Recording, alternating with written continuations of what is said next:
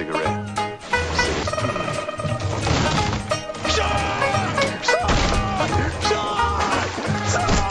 Il y a quelques semaines est apparue une vidéo sur la chaîne traitant de Moby Dick. On a parlé cétacés, littérature et surpêche, mais on a aussi effleuré un tout autre sujet, avec parfois un point de vue qui m'échappe.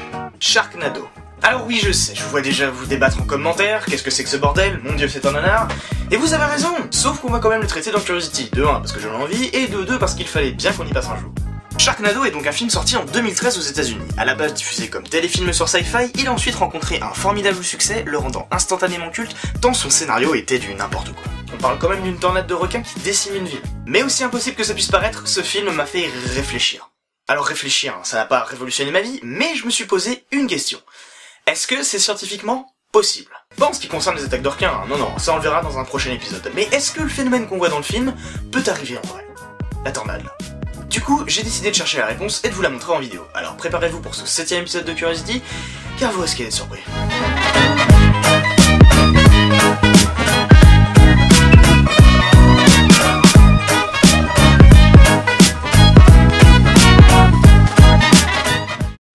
S'il y a un phénomène climatique que tout le monde connaît et qui peut faire de gros dégâts, c'est bien sûr les tornades. Destruction de bâtiments, morts, catastrophes climatiques, les effets de leur passage sont assez nombreux, mais ce que les gens savent moins, c'est qu'il en existe aussi en mer. On les appelle les trombes marines, phénomène bien connu des marins, ces tornades maritimes apparaissent parfois dans nos océans, formant de la mer jusqu'au ciel un tourbillon composé d'air et d'eau. Elles sont généralement causées lorsque de l'air froid rencontre une zone d'eau chaude. L'air à proximité étant plus chaud que celui qui arrive, l'air chaud finit par remonter, formant des courants ascendants. C'est le même principe qui fait fonctionner le montgolfière, sauf que là, ça crée des tourbillons. En général, ces trombes marines ne sont que très rarement violentes, et surtout, elles ne peuvent pas se déplacer sur la terre ferme. Donc on est en face d'un premier problème par rapport à ce qu'on cherche. En fait, pour tout vous dire, je connaissais déjà ce phénomène, et du coup, je me doutais qu'il ne correspondrait pas vraiment à notre tornade de requins. Mais en fouillant un peu plus, j'ai découvert qu'il existait une variante. Beaucoup plus violente. Le 23 septembre 1555, donc à peine 100 ans après la fin du Moyen-Âge, la petite île de Malte, située en Méditerranée, va avoir affaire à un événement dont elle va se souvenir très longtemps. Il est 19h près du grand port, quand tout à coup le temps se gâte, de gros nuages arrivent, et soudain, un entonnoir d'eau géant se forme sur la côte. Et vous savez quand je disais que les trombes marines étaient peu violentes? Eh bien celle-ci aurait tué 600 personnes. On est en effet en face d'un des plus vieux témoignages de trombes marines existants. Apparue au XVIe siècle et avec son bilan de décès, elle est encore à jour la plus grosse catastrophe causée par une tornade qui est survenue en Europe. Mais vous vous en doutez, ce genre d'événement n'arrive pas tous les jours, et pour qu'il se produise, il faut la présence d'une supercellule orageuse au-dessus d'une mer. Ce qui est extrêmement rare. Mais possible. Donc du coup on avance, parce que là ça ressemble carrément plus à ce qu'on a dans le film. Maintenant qu'on a prouvé que cet aspirateur de flotte existe, on va passer à la deuxième étape. Les pluies d'animaux. Alors là on en a pour tous les goûts, grenouilles, souris, poissons, les histoires de bestioles qui tombent du ciel, c'est pas ça qui manque. On en retrouve notamment un très grand nombre dans les récits de religion et de croyances faisant étalage de punitions divines et autres malédictions provoquant ces pluies. Pour tout vous dire, c'était tellement populaire au Moyen-Âge que dans certaines régions, les habitants s'imaginaient que les poissons se créaient dans les cieux, pour ensuite retomber dans la mer. Oh putain!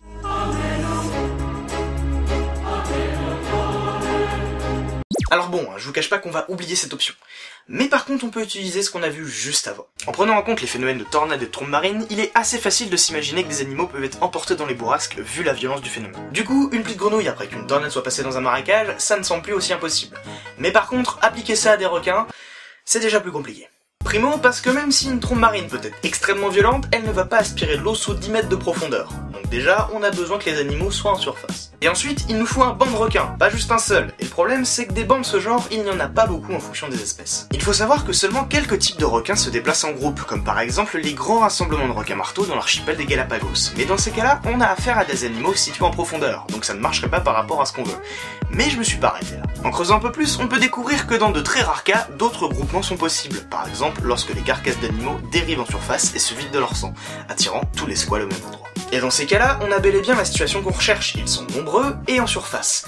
Mais c'est quand même super rare. Du coup, si on fait les comptes, on a d'une part un phénomène de tornade marine extrêmement violent, des pluies de bestioles qui sont théoriquement possibles, et des bancs de requins qui peuvent être localisés en surface.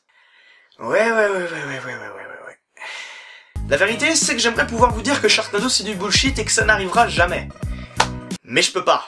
Tout simplement parce que les probabilités d'apparition de chacun de ces événements ne sont jamais nulles, ils ont tous existé, et quand bien même elles approcheraient de zéro, cela ne les empêcherait pas de se produire une seule fois au même endroit. Formant ainsi une tornade qui enverrait valser des requins. Je ne peux donc ni vous dire que cela va arriver, ou que cela n'arrivera pas, et c'est justement ce doute qui rend la question très intéressante. Après bon, on a choisi ces animaux à cause de Sharknado, alors qu'ils ne sont pas souvent regroupés en surface, ce qui limite pas mal les probabilités d'apparition de notre tornade de requin. En comparaison, on aurait par exemple plus de chances d'avoir une tornade de dauphin. Ouais non, on va s'arrêter là.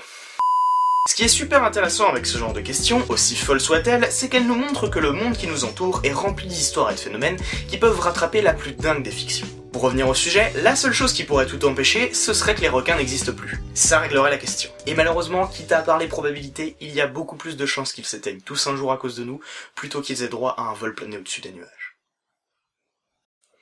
Merci d'avoir regardé cette vidéo jusqu'au bout, si elle vous a plu, n'hésitez pas à l'exprimer à travers un like, un commentaire, un abonnement, bref, faites-vous plaisir. Je profite aussi de cet aparté que j'ai avec vous pour vous présenter quelque chose qui à mon sens mérite qu'on s'y intéresse. En effet, en ce moment se déroule une récolte de fonds pour un projet appelé Cladistica. C'est une application qui va se baser sur la phylogénie et qui, à travers un jeu, va nous permettre de classer des animaux en fonction de leur genre, leur espèce, etc. Enfin bref, ça va être ludique et ça va permettre aux gens de pouvoir apprendre justement à classer les animaux et la phylogénie c'est quelque chose d'assez brut, c'est pas forcément très facile à comprendre, et du coup faire une application comme ça qui aide à comprendre cela à travers un jeu, moi je dis oui, je dis totalement oui. Alors n'hésitez pas à passer sur leur Ulule, je le mettrai en description, et surtout à faire un don ou à les soutenir, etc.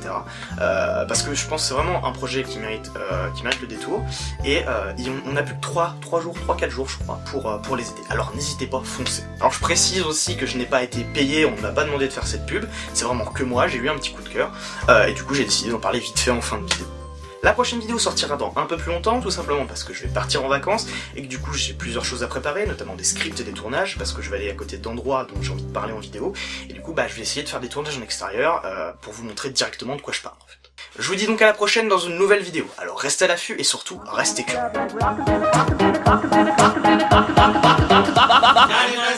Bag it. I'm gonna pop some tags. Only got $20 in my pocket. Looking for a come up. This is freaking awesome. I'm gonna pop some tags. Only got $20 in my pocket. Looking for a come up. This is freaking awesome. Pop some, pop some, pop some, pop some, topping it, pop some, topping it, pop some, topping it, pop some, topping it, pop some.